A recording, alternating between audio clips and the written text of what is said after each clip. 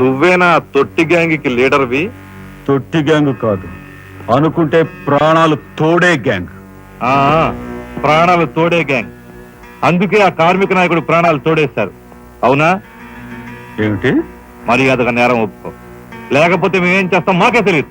మీకే తెలీదా? పాపం ఆయనకే తెలియదంట. ఏమిట్రా వెటకారం?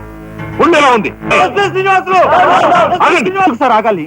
కార్మిక నాయకుడు చెప్పింది ఏకాంబరమేనని నేను జర్నలిస్ట్ గా పేపర్ లో రాశాను కూడా. ఆ విషయం ఊరందరికీ తెలుసు. అయినా మీరు ఎందుకు యాక్షన్ తీసుకోండి? ఏమంటా కబుర్లు చెప్తున్నావు? కబుర్లు కాదు, జనం దగ్గర ఉన్నవి కంకర్రాళ్ళు.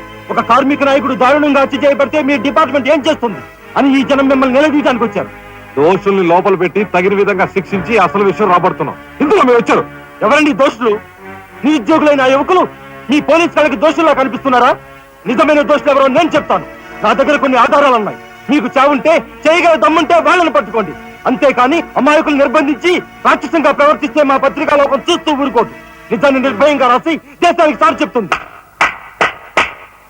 సభాష్ మిస్టర్ దాసరథి, మీలాంటి జర్నలిస్టుల వలన నిజంగా దేశానికి ఎంతో మేలు జరుగుతుంది. Thank you very much. నిజాలు తెలుసుకోకుండా ఇలా పశువులా ప్రవర్తించి మీ పోలీస్ డిపార్ట్మెంట్ పరువు తీకు. సిగ్గుచేటు. పోలీసులు, పోలీసులు, పోలీస్ డిపార్ట్మెంట్, పోలీసులు, పోలీసులు, లోపల రండి దాసరథి గారు. మీ దగ్గరున్న ఆధారాలతో చట్టానికి సహకరించండి. రండి. ఏమయ్యా జర్నలిస్టు, నాలాంటి వాడితోనూ ఎస్పీతోనూ తగువ పెట్టుకుని ఎందుకయ్యా చావు కొని తెచ్చుకున్నావు? మనిషిని చంపటం ఆటవికం. You are right. అందుకేనయ్యా నువ్వు అంటే నాకు చాలా ఇష్టం.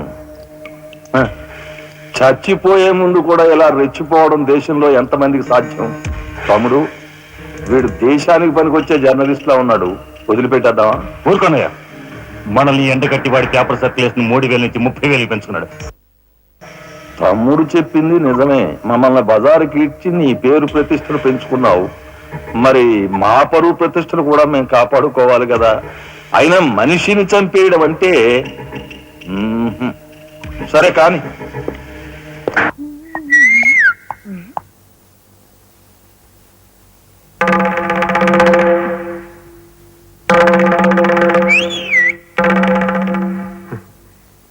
ఏమిటా చూపు? నేను మావాడు